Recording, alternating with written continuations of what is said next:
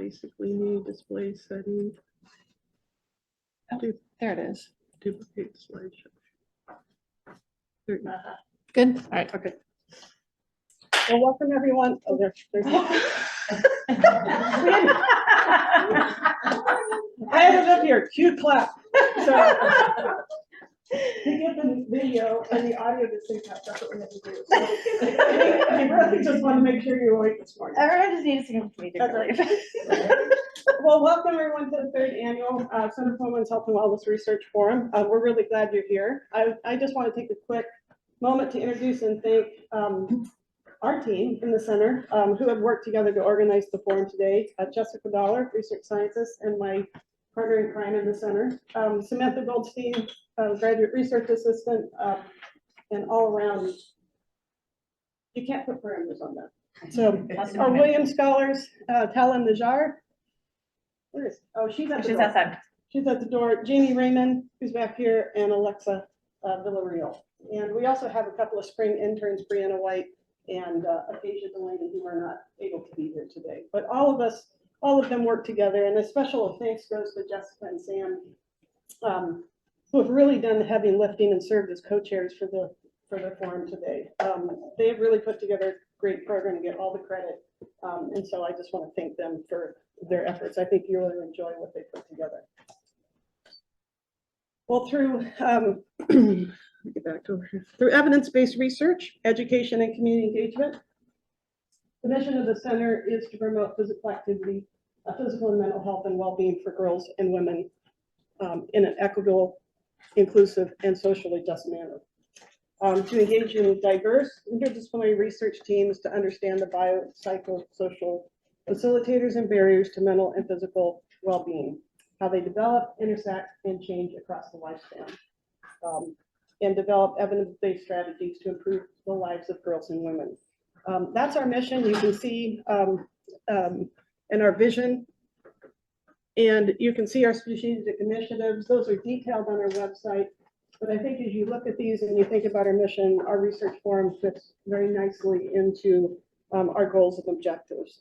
So today is really an opportunity to highlight scholars across our campus who are doing work around women's health and wellness, and disseminate some of these research findings and provide really an important part to us is to provide an opportunity for networking across campus and with other scholars for both community members, faculty, staff, and students on topics of common interest. So before we get underway, I just wanted to take a couple of minutes to provide some updates from the center in addition to the research forum of how we're meeting these goals. In the fall, we had a wonderful lecture and scholarly workshop by Dr. Sonia Richardson. This was co-hosted with our HHS Office of Research. And she spoke on suicide among diverse adolescent girls and also had some strategies for ground level interventions for minoritized populations in the community. If you weren't able to attend that, we did record that event, and that is available on our website if you ever want to go back and look at that. We are in the early planning stages for fall 2024. Sorry, 2023. We're not skipping a year. I'm usually trying to skip a year. And well, I would love to hear from you ideas. One of the benefits when we had Sonia is we learned about her through the Department of Social Work, and they kind of partnered with that. And what the benefit was is when she came in, she had an opportunity to also connect with her colleagues in social work. And so that was kind of an added benefit. So we're definitely open to partnering with a department if there's kind of a common interest that fits that. So please don't hesitate to reach out to me. We also have a very active Women's Scholars Williams Scholars Program, and this is for undergraduate students interested in women's health and wellness who want an opportunity to work as part of an interdisciplinary research team. We have 3 exceptional scholars who I mentioned their names and I introduced you to them. You can see the projects they're working on. But they've been really integral and very engaged in the research that's going on in the center. And this is a wonderful opportunity for undergraduate students. You can ask them about their experiences, but please let your undergraduate students know. Applications are in right after we start school in fall. And so it is competitive in terms of we only have a certain number of slots that we have available. But please do let them know, and you can find the application instructions under the student engagement tab of our website. We also, this past year, officially launched our Center Fellows Program, which is intended to provide faculty the opportunity to collaborate with the center on a well-defined research project that meets the goals of the center, strategic priorities of the center, but also matches their own scholarly and professional interests. The experience can culminate in a number of outcomes, and you can see examples of that here. And so, you know, it's not just a research project leading to a grant. We love that, but that's not the only thing that we're aiming for. And sometimes it might be early work that's going to lead to an interdisciplinary activity in the future. I also want to mention that this fellows program is made possible by Dr. Joanne Sacred, who we lost just this past month. She's a women's college class of 57. She's been a huge supporter of UNCG and the school, and this has made this program solvent for at least the next 5 years. So I want to acknowledge her contribution. So these are our current fellows for this year: Forgive Averbador and Kiara Sattler. Kiara's here in the back. And as you can see from their titles, this was a great opportunity to bring synergy from 2 different departments, 2 different schools, to work on something that really is of interest to a lot of people in this university. This is a really vibrant topic, I think, within the school as well as elsewhere. And so you're going to get a chance to hear more about their work in a little bit as part of the presentations today, so I'm not going to steal that thunder. But it's been, I think, a really wonderful opportunity. I'd also like to let you know, we're pleased to let you know who the 2023-2024 scholar will be, which is Dr. Jackie Marr. She's from the Department of Kinesiology, and she participated in a special interest group on physical activity behavioral interventions last year, and that led to an internal grant collaboration with Jess that is going to continue next year and move towards a NIH grant submission, an interdisciplinary grant submission. In addition, this work really aligns very well with another activity that we're excited about, and that's the program for the advancement of girls and women in sport. This is a program that has been in the center since about 2010 and has been really relatively inactive over the last few years just because of lack of resources. And so we're really looking to re-envision and reinvigorate that program.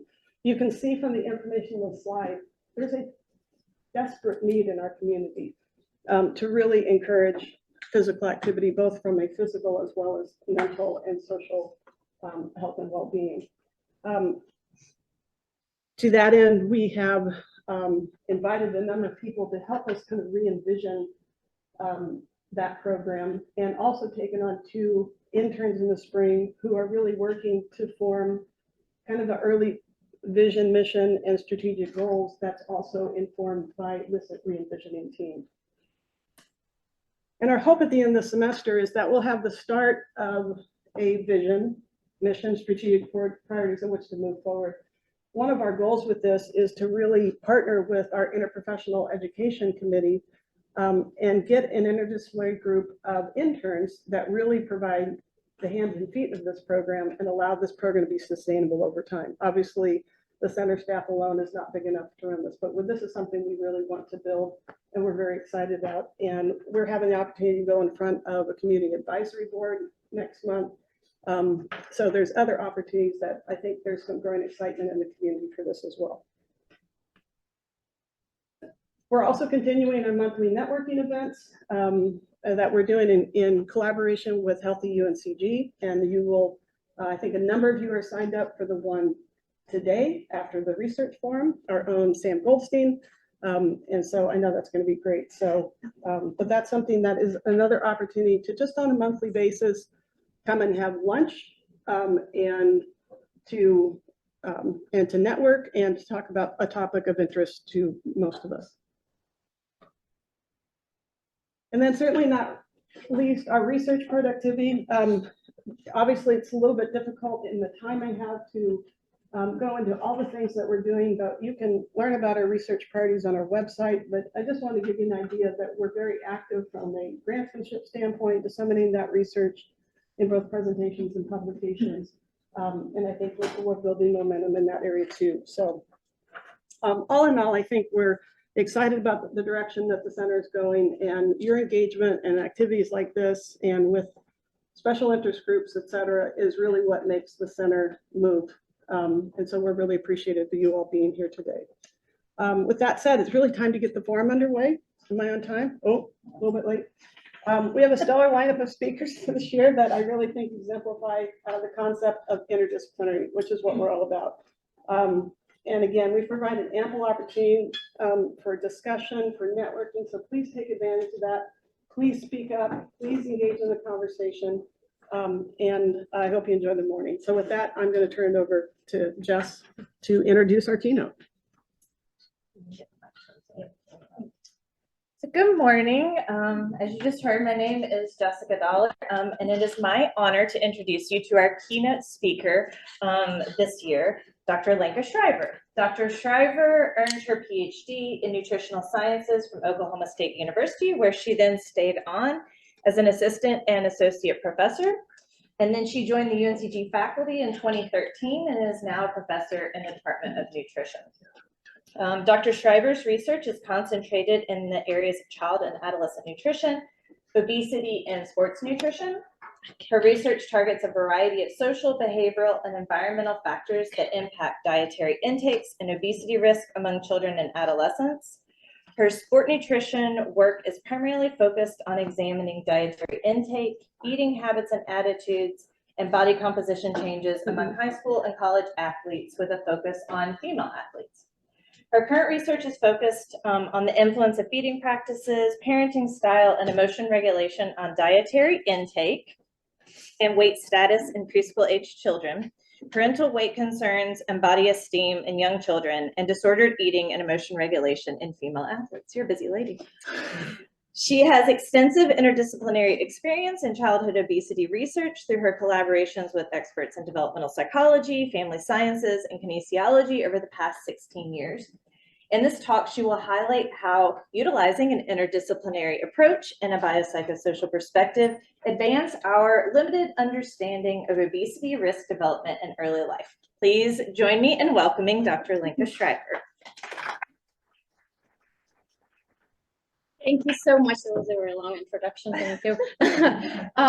As just said, my name is Lenka Shriver. I'm a faculty in the nutrition department here at UNCG, and I'm very excited to be here this morning to share a little bit about my research with you. Hopefully inspire some of you to get involved in interdisciplinary research if you haven't done so.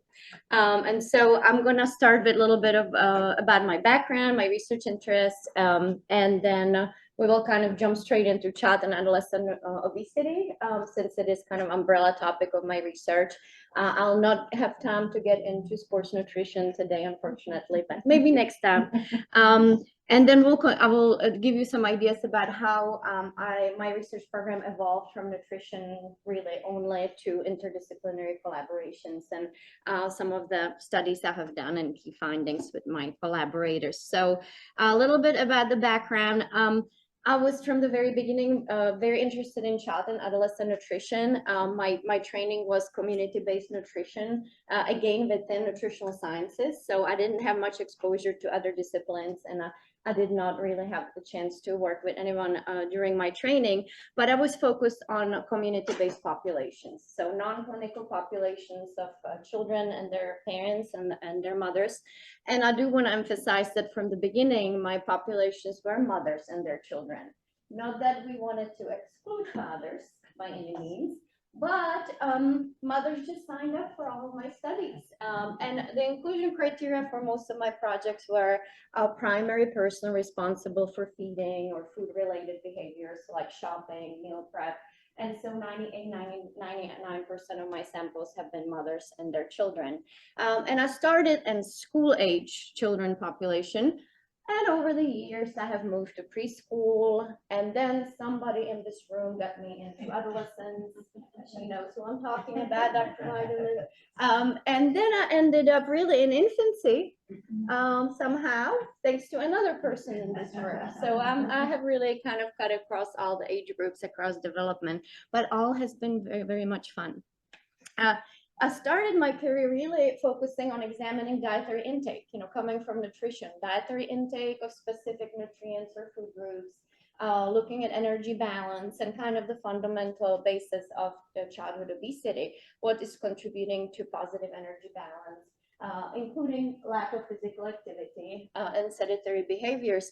And I have spent a lot of first few years of my career focusing specifically on fruit and vegetable consumption, because that has been correlated with prevention of chronic diseases in children and adults.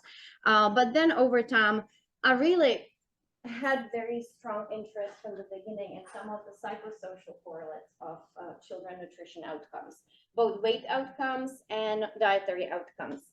And among those, I actually contribute that probably to the fact that I was born and raised in a different country. I was born and raised in former Czechoslovakia. I don't know how many of you are familiar with Czech Republic now.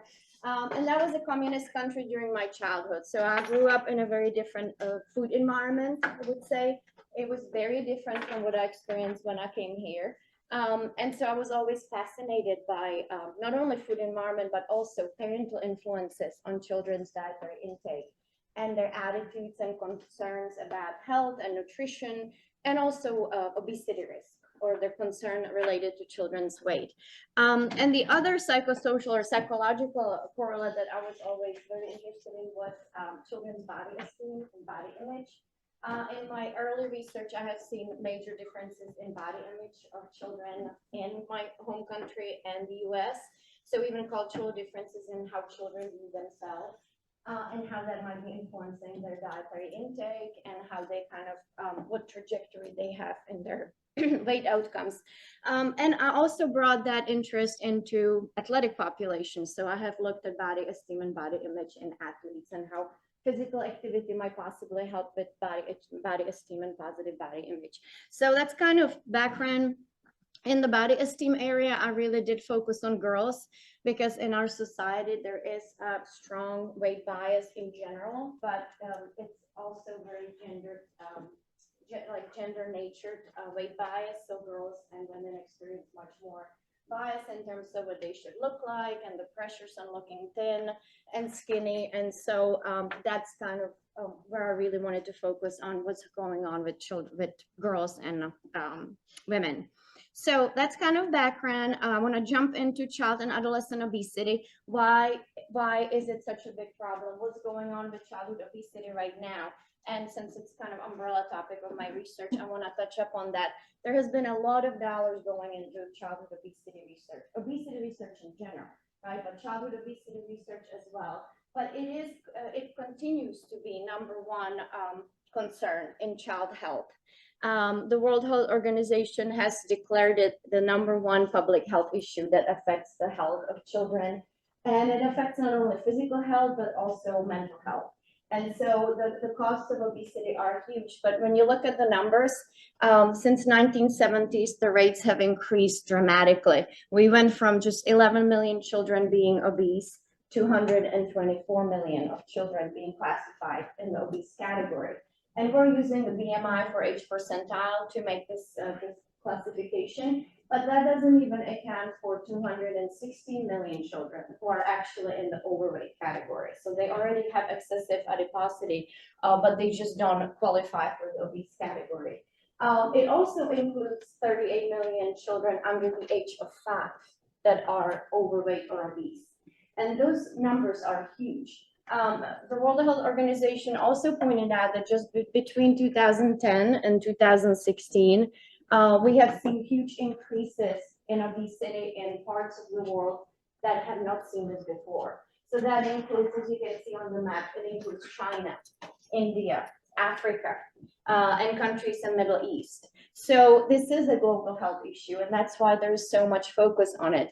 Unfortunately, in the United States, the numbers are not looking very good, and they have not really improved in the last couple of decades, despite all the research or all the funding going, or not all the funding, there's more funding that we need, but a lot of money going into the research. In the US, when you look at the age groups, you can see that the highest obesity rates are among older children, so among teenagers between ages 12 and 19. But if you look at the school age, 6 to 11 years old, it's 18% of children are in the obese category. The numbers are looking a little better for preschool, but these are very young children between ages 2 and 5. And we still are seeing almost 12% being in the obese category. So it's definitely a huge issue.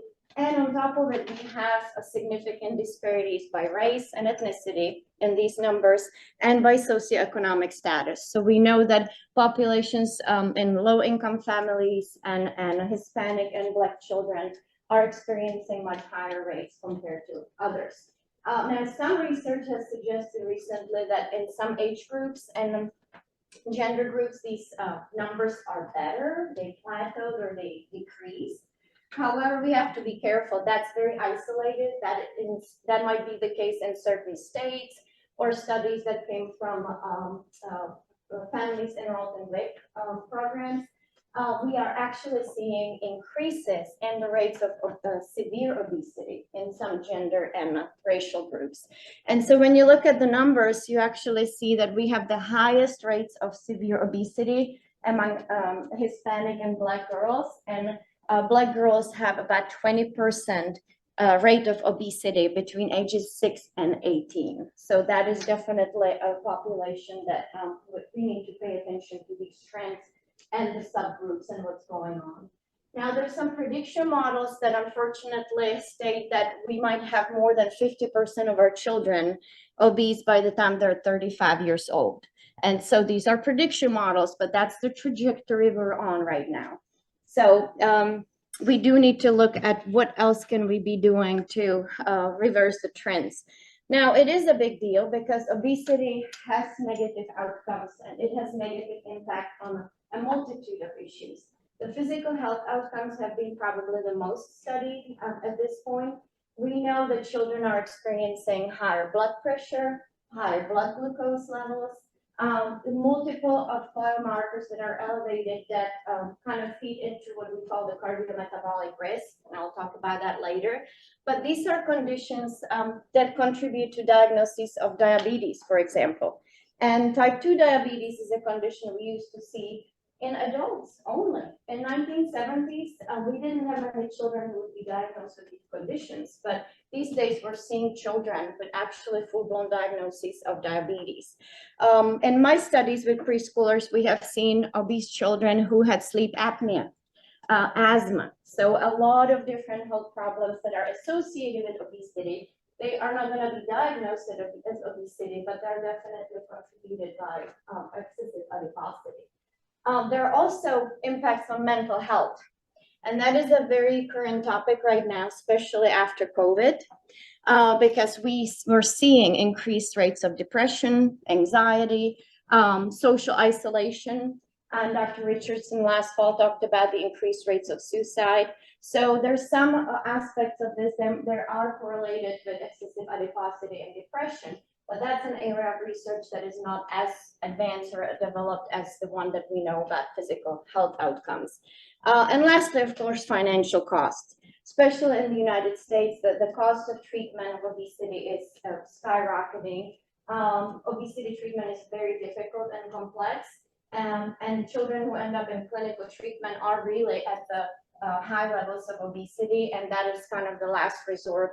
Plus, it's causing a lot of financial issues for families and entire countries. So World Health Organization points out how many billions of dollars we're spending on treatment of these conditions related to obesity. So causes, obviously, they're very complex. It's a huge issue, and there are multifactorial causes that cut through individual behaviors, family dynamics, and societal level. I want to point out one that I always think will have to stop me. I will jump on my wagon and somebody will have to take me off of it. But there is a term that came up a while ago in literature, the toxic food environment. We have seen societal trends in our food industry and the food environment we live in that make it very difficult for people to maintain a healthy weight and healthy lifestyle. And that's a systemic trend that, you know, it's very hard to influence and reverse. But I have seen the impact of toxic food environment in my home country. That, as I mentioned, the communist Czechoslovakia, the availability of food, the range of food was very limited when I was growing up. It was much easier for us to eat healthier foods. But when we're living in an environment where we have high energy, low nutrient foods available all the time, 24/7, everywhere you go, pretty much, it's a much different job for parents and mothers to influence how children eat. And so, again, and the availability of foods, like what snacking meant back in 1970s, didn't mean Takis and goldfish, what it means today for children, right? So very different food environment. So I'm not trying to tackle the toxic food environment in my research. I'll leave that up to somebody else, but I will focus on more the family-based and individual level approaches. So existing treatments, because it's such a complex problem, have been very limited. I mean, the success is either modest when you look at interventions in nutrition literature. There are some successes. There are some steps we're making, but unfortunately, many of them are either very modest or short-lived. And so we might be able to improve dietary intake or intentions to eat more healthy or exercise a little more, but typically the long-term effect kind of dissipates, or it's small enough that it doesn't make a difference in terms of future BMI gains. So, and oftentimes these interventions are discipline specific, right? So in nutrition, we see a lot of programs that focus on cooking interventions or bringing vegetable gardens to schools and other or community settings. But again, the issue is so complex that these interventions have not been extremely effective to this point. Now, the umbrella gap in obesity prevention research is lack of longitudinal studies. We have the knowledge we have and the strategies we use as best practices are pretty much all coming from cross-sectional studies. We know a lot of different factors, prenatal, postnatal, what influences preschool diet, but we really don't have much evidence to show the direction of effects. And so we're basing our best practices on that. I run into it all the time with my research on fruit and vegetable consumption and parenting practices. We can tell, we know what parenting style or parenting practice might be good for your child, but we really don't know if it's going to make a difference. We don't know if for your particular child it's going to make a difference. Or we don't have enough really data to show that for this child temperament or this type of self-regulation, we can make a difference with this parenting practice. And so that's really what we're trying to fill with some of my collaborations in my research. So that's the lack of longitudinal research is the umbrella. But there are 3 areas of research in obesity research that I want to point out today and tell you how my collaborations are trying to contribute to it. Number 1 is the psychosocial health and how children's eating behaviors and weight outcomes might be influenced by these psychosocial correlates. We know that obesity is related to depression, for example, and we have a lot of evidence from adult literature, but we don't know that much about how children, how they feel about their body and what they're being told or influenced within their family might be actually influencing their eating behaviors, like healthy or unhealthy eating behaviors, or potentially development of disordered eating over time as a result of their psychosocial health. So that's one big area. The second one is the role of self-regulation in obesity development. I had no idea how much I'm gonna learn about self-regulation when I started my research program. And again, people laughing are responsible for that. But now I blame everything on self-regulation. I tell my daughter, you don't have good emotional regulation, but your mother will have a good one, and I'm not gonna respond to your behavior. But that's where we really came into our latest research collaboration with my wonderful colleagues to study self-regulation in the world of nutrition and the world of obesity. And we're gonna try to contribute to that type of research because there is a lot on self-regulation, but again, within their own disciplines, and not many try to cross that bridge in childhood obesity research. And the last one is, I wanna point out, lack of studies that would try to bring in all these multiple correlates and causes of obesity that we know of or we hypothesize, but bring them together and use biopsychosocial perspective in studying these processes. And that includes studying early obesity risk. We know that prevention is the key. We need to prevent. It's much easier to prevent than actually treat obesity, but also prevent and learn about the processes early in life. So I moved into infancy because of that, right? Now I'm making my way to pregnancy too, so I'm just gonna make the whole cycle. But we do need to find out more about fetal exposures to maternal stress. And maternal stress really means maternal health. So not just gestational weight gain or pre-pregnancy BMI, but what kind of stress do mothers experience during pregnancy that might actually be programming the infant for future obesity risk. So that's the third area that I want to talk about. So I will jump into the study that opened up the world of interdisciplinary research for me. FISH, I was never very excited about the acronym, but I didn't have any role in it. So when I say the FISH children or fish families, I hope everybody loves fish here. So that was a project that was funded by USDA, and I was fortunate to get involved in it early in my career. And the PI was Amanda Harris, who is a developmental psychologist trained in human development and family science. And that alone, just me joining this team was like, what is happening to my nutrition research? But as you will see in our conceptual model, it was a perfect fit. So I was very fortunate to be involved with them. But USDA funded this project because it was so unique and novel at that time. It was the first project that, first of all, was not led by a nutrition researcher. It was led by a developmental psychologist.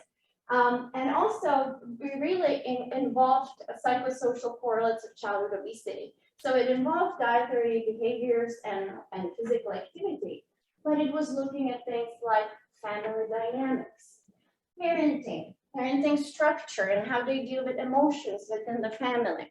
It looked at negative affect and depressive symptoms, and that was really unheard of at that time. So pretty understanding why it was so appealing, and it also started with an intervention to prevent overweight and obesity in the sample. So it was a follow-forward study, and we collected data from over 1,100 first graders in Oklahoma. Now, I don't know if anybody has been to Oklahoma, but 29 schools in Oklahoma in different cities and towns, that's a lot of ground to cover. So it was a nightmare. But it was also very rewarding because we got data from all these children, parents, their peers, and their teachers. So it was a multi-informant study. And that was also unique part of the FISH study because nobody else really has tried to get data on things like peer relations and within the classroom from children. And we followed these children from first grade through fifth grade. And just recently, we actually, before COVID, we were able to collect data from these kids or subsample in the senior year of high school to have data on their weight. But the key publication we had in Child Development Perspective presents the conceptual model, and it tells you the details about the methodology. But again, that was kind of a unique interdisciplinary collaboration. Now, the risk model that we came up with is very complex, but I want to point out a couple things here. Number one, The dietary intake and physical activity that I was so focused on was included in this model, and it was included at the family level. So as a predictor, basically, of future childhood obesity, the lifestyle patterns were at the family level. So really considering that interpersonal environment of the child. It included sleep, physical activity, family meals, frequency of family meals, and whether or not that might be contributing to childhood obesity. But you can see also what I wasn't used to from nutrition research was that we looked at parenting in general, in addition. So we have feeding styles and food-related practices from the parents, but a separate predictor was actually general parenting style, family structure, right? How much parents monitor the child, and so on. And then it had peer dynamics at the bottom. So things like bullying, rejection, exclusion from the peer group. So those were very unique in the study of childhood obesity. And the second thing I want to point out here is the involvement of self-regulation in this model. Now, this was not a full-blown like advanced measures of self-regulation like we have in our ongoing collaborations here at UNCG, but just the fact that we were looking at emotional regulation as a factor involved in obesity risk was again unique and interdisciplinary in nature. And remember, I mentioned my interest in body esteem. Body esteem was included under negative affect. So not only general self-esteem of the children, but also body esteem and how they feel about their body and their body dissatisfaction. So I'm not gonna bore you with details here, but I wanna show you an example of how I was able to look at psychological construct of body esteem in the fish study. And this study was published in Appetite, but it looked at body esteem of these young children in first grade. Now, a little bit about body esteem. Low body esteem or body dissatisfaction are very strongly related with development of disordered eating, especially among girls, so teenagers and young women. And that's always kind of the common thread there. Now, body esteem, we know, actually tends to be fairly high in childhood, but it decreases with age. Makes sense during adolescence because of all the physiological, emotional, behavioral changes that are going on. It does decrease. But a lot of our research comes from adolescents or adults on body esteem. So I wanted to look at body esteem in the sample of children and fish, and also look at do maternal feeding practices influence this body esteem in this early age. So we had data for over 400 children and their mothers. And we did have a relatively high overweight and obesity in our sample. Almost a third of girls in our sample were overweight or obese, and 27% of boys were obese. But just a little snapshot of what we found. We actually found that gender did make a difference in the association between maternal restriction and body esteem. As you can see, for boys, it actually didn't matter whether the mom was restricting, highly restrictive in relation to food intake or not. But for girls, it was associated with decreased body esteem already at these 6-year-old children, okay, and girls only. So no effect on boys. Now I have to point out restriction has been related to negative nutrition outcomes. In nutritional literature, it has been related to higher BMI, higher obesity risk.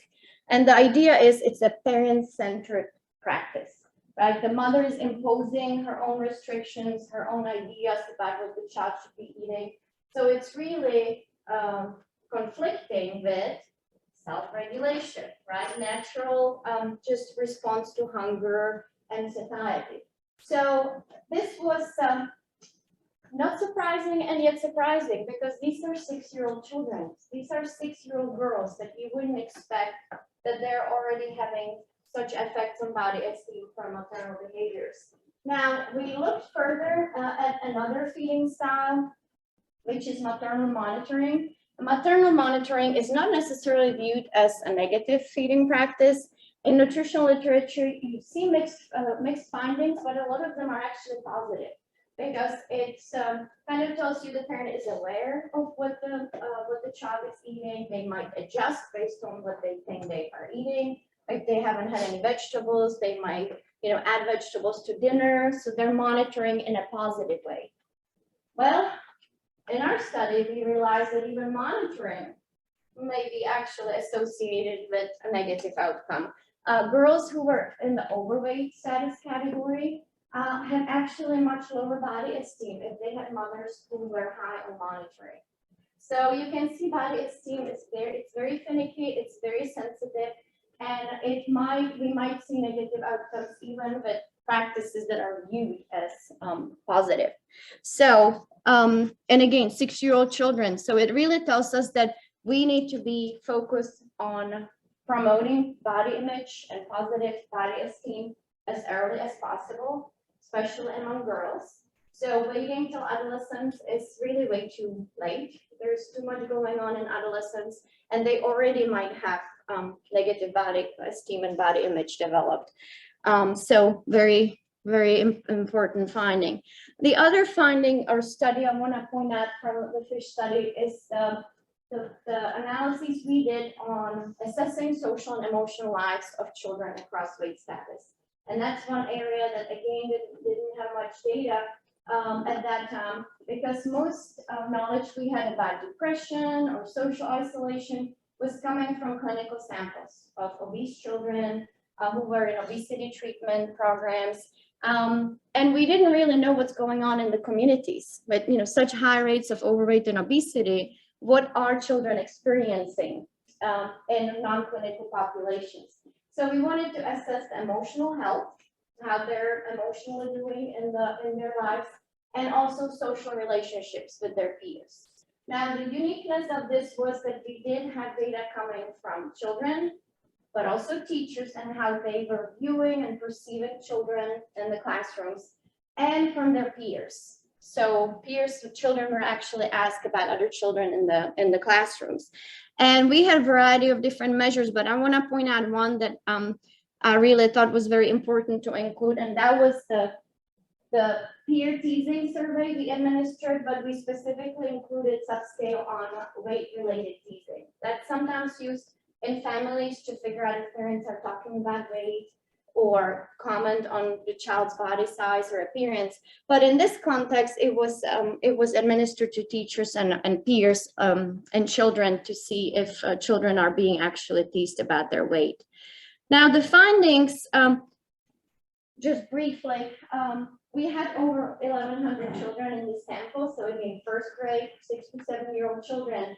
And we realized that children are experiencing their social life and emotions very differently based on their weight status already in first grade.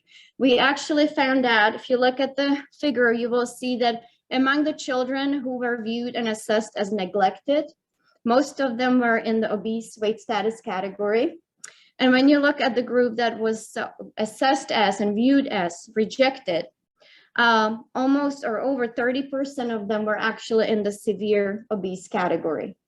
So telling us that really these children are going through very different feelings and processes already at first grade. We also know that, as I mentioned, body esteem tends to decline. So if they're already experiencing this kind of world at age 6, chances are that their body esteem is gonna really drop dramatically over time.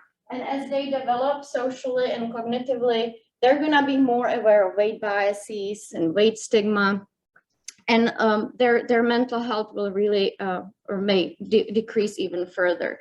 So that is very important to realize that really the poor psychological health or the effect of their weight status is already felt as early as first grade.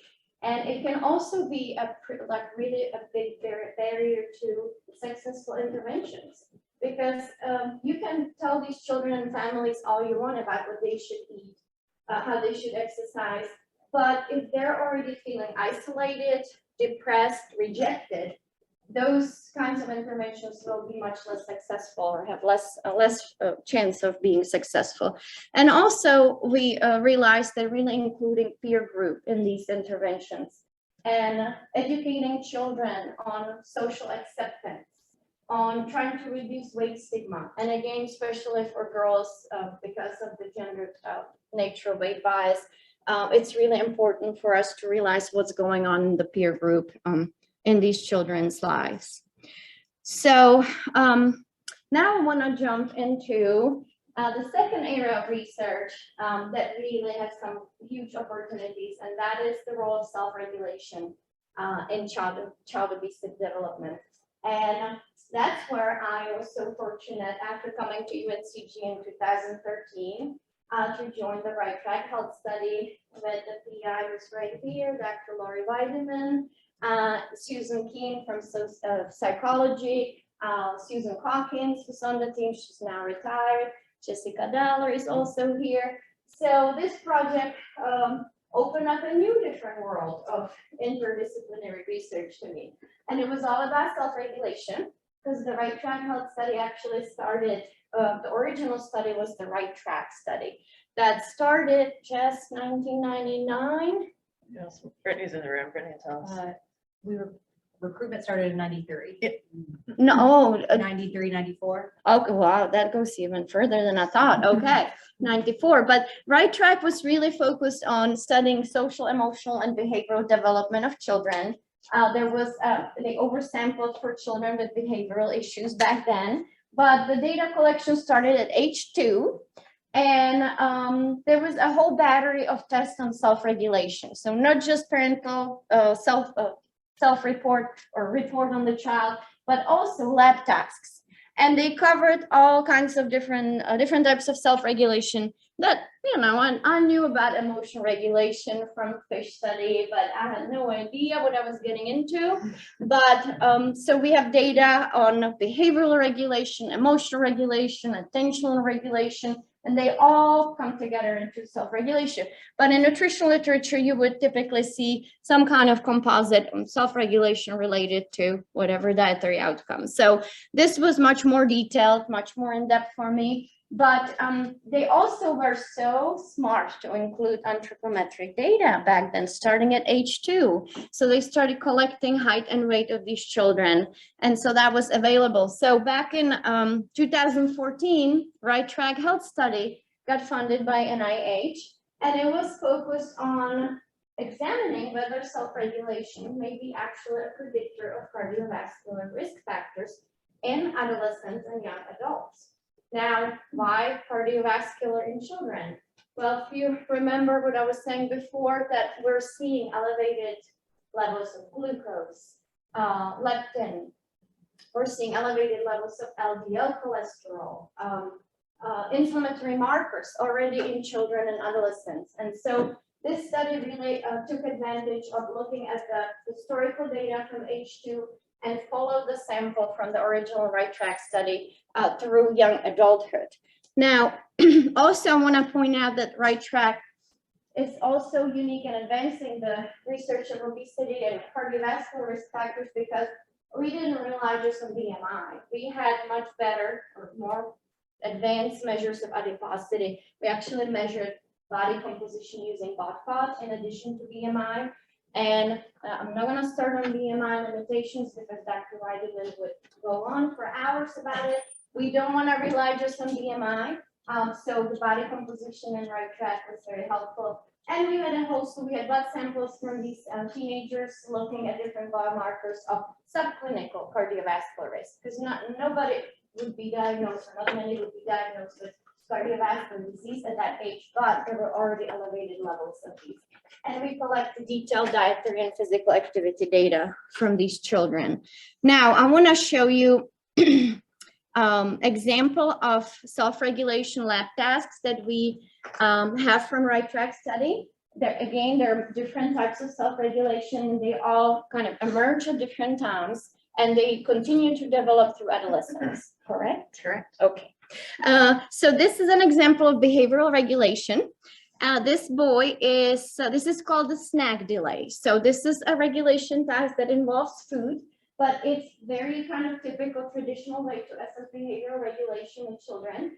There is one M&M under the glass, and the boy is instructed to leave his hands on the table until the researcher rings a bell, and then he can have the M&M and eat it. Okay, I know it's a little dark, but let me see if I can play it for you. I gotta wait till the bell. All right, go.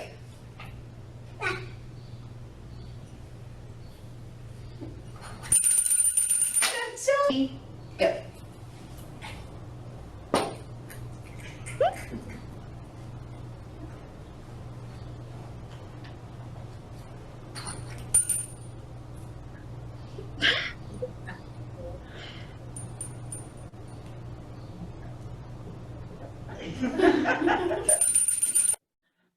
All right. Well, this boy was not very well regulated. There were 4 trials actually, and the time increased in length. You did really well in the first one, right? He waited. Well, it was only like 10 seconds. By the time it was over, he was ready for more M&Ms and no time. And you couldn't hear it, but he was chuckling. Like he just looked at his mom like, oh, I ate it already. But anyway, so that is not very well regulated boy. Now I want to show you an example of emotion regulation task. This is called the locked toy box. Now this little girl is given a container with a toy in it. She doesn't know the, oh, okay. Well, it's something they that's want. in there and she wants it. Yes. Okay, well, she doesn't know the lid is sealed shut. It's glued in. This is how they torture children in psychology and over there, Dr. Vitamin. So she has no idea, but you will see how she's regulating during this stressful, frustrated task.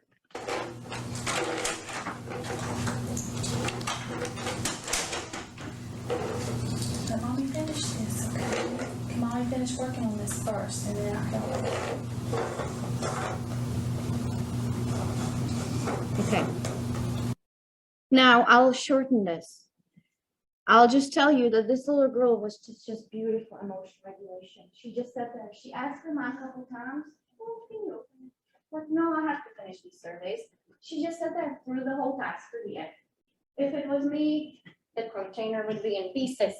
But she was very good at this. Now I want to show you this emotion regulation because it just so you have an idea about how it's measured and how it's used in research. But this is not the case for other children. Let me just tell you now, I will show you an example in a bit.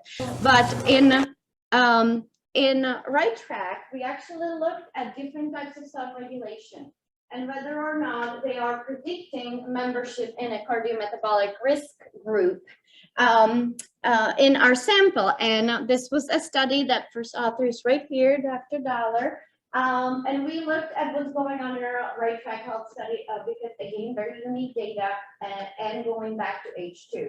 And so we looked at cardiometabolic risk at age 16.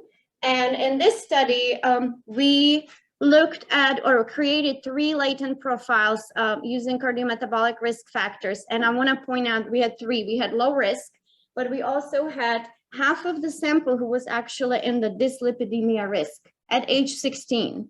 And if you look at their markers, you will see that they were actually within the healthy BMI weight status.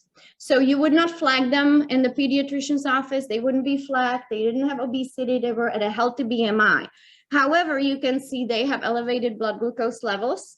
They also have elevated non-HDL. It's definitely elevated.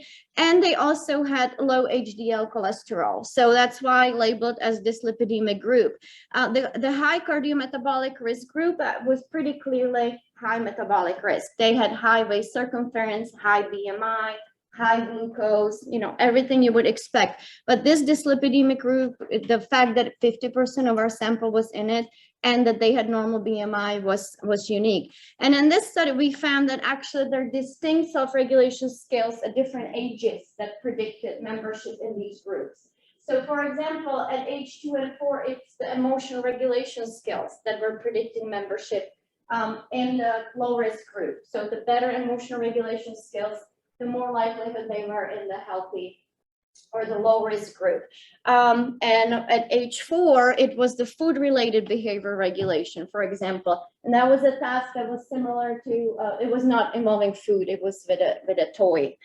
We don't have time for me to show you all this, but anyway, but emotional regulation is something that I was very interested in because emotional regulation has been linked to eating behaviors that are related to obesity, emotional eating. So I wanted to look at emotional regulation and the right track health.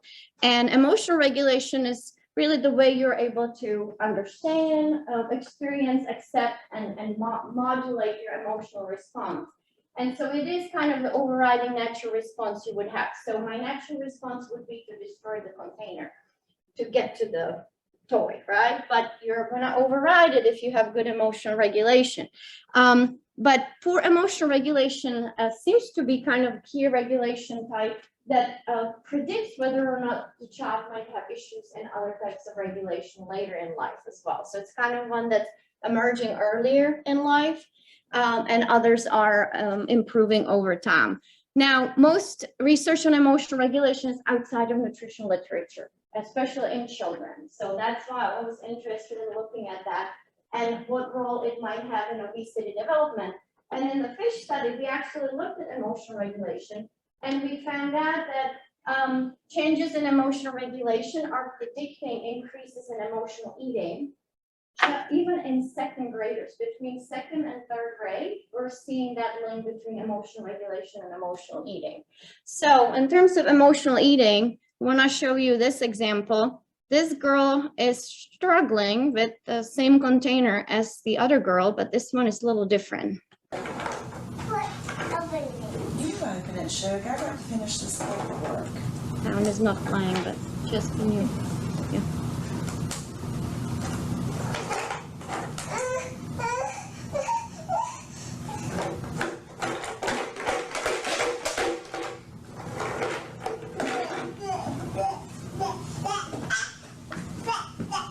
Open your cookies. No, I'm not gonna. Don't yell at me. Stop that. No. Sit down. Sit. No, but what did I tell you about biting? Biting, but.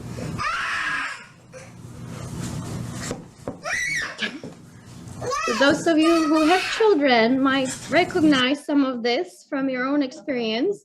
Not very well regulated in terms of her emotional regulation, right? But emotional regulation has been linked to emotional eating, and emotional eating in nutritional literature is, if you refer to or define it as eating in the absence of hunger, in response or to cope with negative feelings. So it might be sadness, it might be anger, stress, right?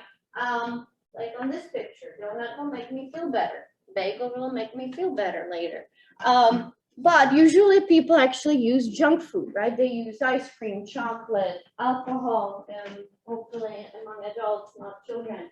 But that is a disinhibited eating, and some people engage in more emotional eating versus others. But we hypothesize there's a link between the emotional regulation and emotional eating, and we know emotional eating because it involves high energy foods and kind of junk food. It's related to higher obesity risk. So we wanted to look at childhood emotional regulation in the right track sample and whether it's predicting emotional eating at age 17. And we also looked at weight status and body image as moderators of this relationship. So just quickly, we did find that poor emotional regulation in childhood actually predicted emotional eating. We saw that in our sample. So that emotional regulation might predict whether or not you're going to have a teenager who is engaging in more emotional eating instead of dealing with stress and negative emotions in other ways, and using food for it. So emotional regulation could be a key target in obesity prevention research. But what we also found, I don't have time to get into details, is that there are very important contextual factors that influence this association. Negative body image, one of them, and already their weight status. Also, they changed the nature of the relationship between emotional regulation and emotional eating. And the other thing is that there is new research showing that not all people engage in emotional eating in response to negative feelings. There are people who get excited and happy and want to eat. And so it's also emotional eating, but it's different than in relation to like depression, sadness, and stress. So we have to look at it, consider it in the future studies as well. So very important to consider those. So now I want to just briefly touch up on the latest research efforts and latest. It's not latest like right now. We're still working on it, but it has been, this study has been funded back in 2018. The iGrow study, the Infant Growth and Development Study with PI Esther Learkees right here. I'm also working with Lori Weideman on this project and Cheryl Beeler, who is living the happy retired life in Colorado, but she's still working every day like crazy. But this study was a very exciting study. We got funded by NICHD because we used the biopsychosocial approach to looking at early risk obesity development. And so innovation was that we brought in and we really brought together experts from human development, family science, kinesiology, psychology, parenting, and family expert, and nutrition to look at early processes in pregnancy and infancy and how that develops over time to age 2, in hopes to really pinpoint the mechanisms to better understand the processes in obesity development. And when you look at our participants, our goal was 300 pregnant women, 299. We were gonna keep looking for that one, but we stopped. Cheryl Wheeler made us stop on it. No, she was the one, no, Esther made us stop, yes. But what you gotta realize is we went through COVID, right, during this study. So we had to stop recruitment and everything for 4 months. Then we were in full PPE to be doing data collection and visits. We made it. We persevered. We collected data from 299 pregnant moms who were in their 3rd trimester. And this study, really, I will just show you the conceptual model, but why is it so unique and exciting? We're actually starting in pregnancy, looking at the prenatal stress, prenatal exposure to risk factors that might be contributing to obesity. And so not just, again, looking at pre-pregnancy BMI, gestational weight gain, but looking at what the mom's pregnancy induced conditions are, gestational diabetes, hypertension, stress, depressive symptoms, anxiety, life events. What else is going on in their life that might be actually feeding into this overall comprehensive biopsychosocial risk? And so our outcome in this first aim is rapid infant weight gain or weight gain by 6 months. There's a lot of literature and obesity research showing that the weight gain rate in the first 6 months is very strongly related to later obesity at age 3, 5, and later in childhood. So we made that our main outcome at 6 months, and then looked at, of course, other things like maternal feeding and infant hormonal risk as mediators or moderators of these associations. And in the second aim, we're looking at obesity risk at age 2, also using not just BMI, but actually putting 2-year-old children in BOD-POD, which is not easy, but we are getting their body composition.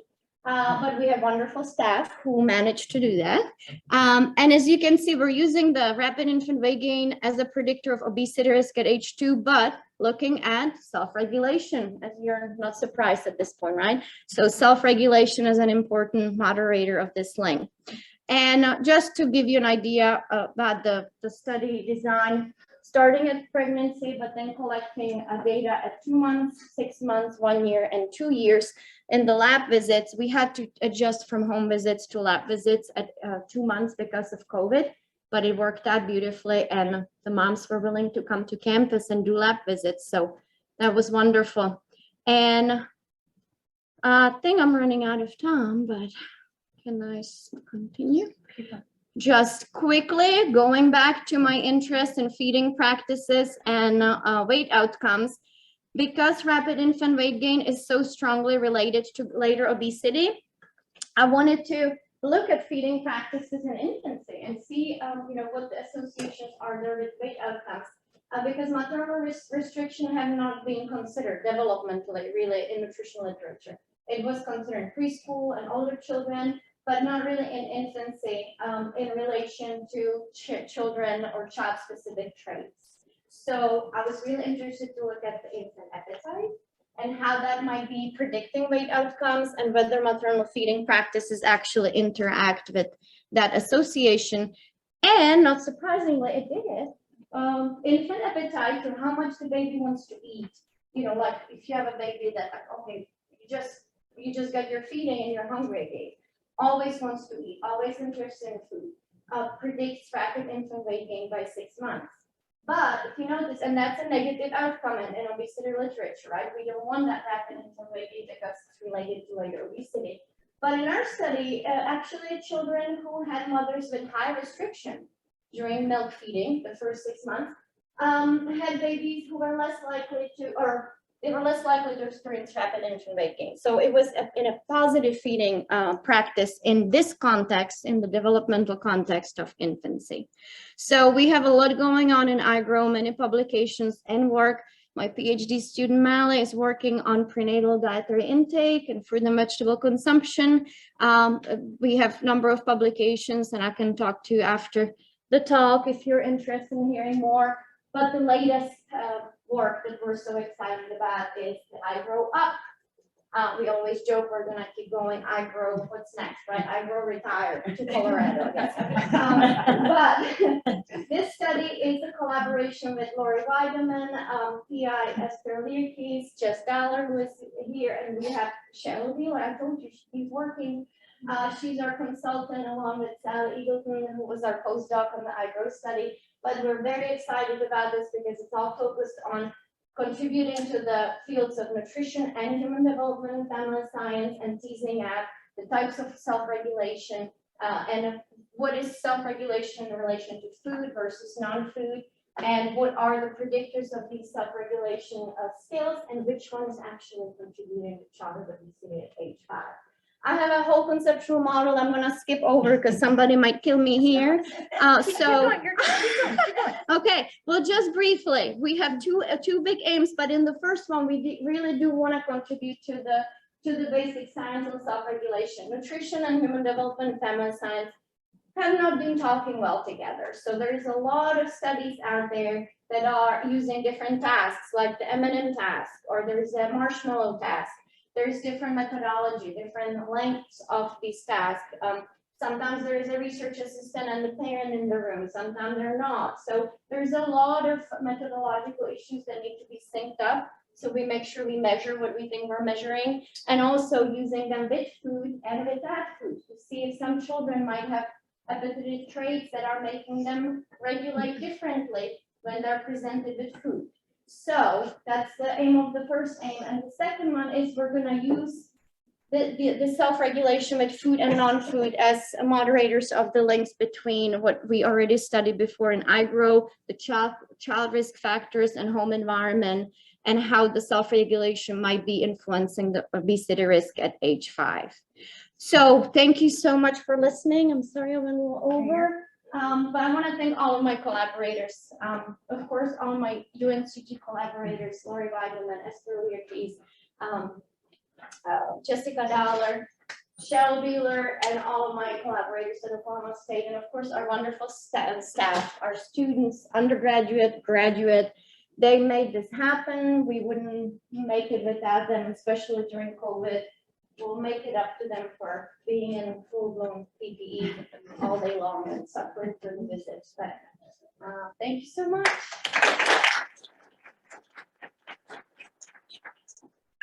Thank you so much. Sure, I'll let you. I think we have time for like one question. And then you can talk to Dr. Shriver afterwards. She'll be here all day. No. For what? Yes. So I have a question about self-regulation. So you said that you saw children with low self-regulation have issues with eating later on where they eat more. Did you see anything with high self-regulation and negative influence of parental like body image and stuff like that, and then restrictive eating?